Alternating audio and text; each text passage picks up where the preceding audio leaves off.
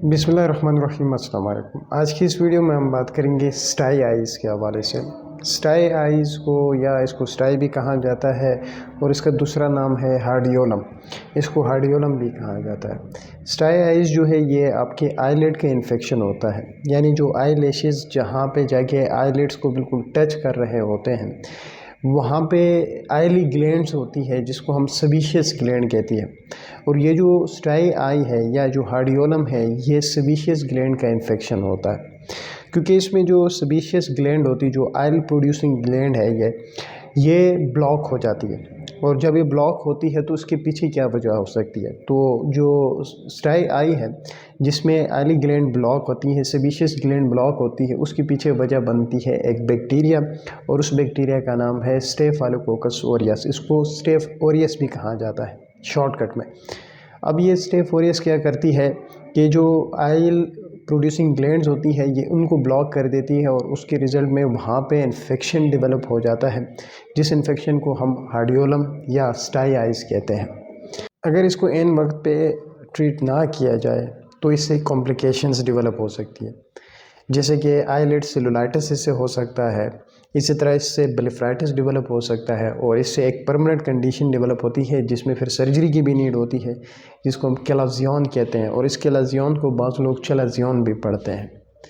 अब जब किसी को स्टाई आइज़ डेवलप होती है तो सबसे पहली मेरी ये एडवाइस है कि उस एरिया को आपने छेड़ना नहीं, क्योंकि जब स्टाई आइज़ डेवलप होती है तो एक तो यह है कि रेडिश बम्प यानी रेडिश स्वेलिंग होती है आईलिड्स के ऊपर, बिल्कुल ये जहाँ से आई लैशेज़ जो शुरू हो रहे हैं वहाँ पे एक तो रेडिश स्वेलिंग होती है, फिर वहाँ पे जो है वो पेन होना स्टार्ट हो जाता है, क्योंकि ये काफ़ी पेनफुल होता है। और जब हम इसको फिर छेड़ते हैं, ख़ारिश करने लगते हैं, क्योंकि इचिंग भी बहुत ज़्यादा हो रही होती है, तो इससे ये जो इन्फेक्शन है ये फैल जाती है, इसकी सेवेरिटी में इजाफ़ा हो जाता है, ये इन्फेक्शन ज़्यादा बढ़ने के चांसेस में चला जाता है। तो इसलिए जब भी किसी को इस तरह का इन्फेक्शन डेवलप हो, स्टाई आइज़ हो, हार्डियोलम हो, तो इसको छेड़ना नहीं है।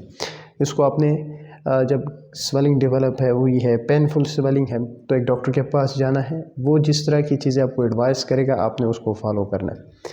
अब होता है क्या है कि ये जो हार्डियोलम है या स्टाई आई है इसका इलाज कैसे होता है। जब हार्डियोलम या स्टाई आइज़ के मरीज़ हमारे पास आते हैं तो सबसे पहले हम इस तरह के मरीज़ों को वार्म कंप्रेशन एडवाइस करते हैं।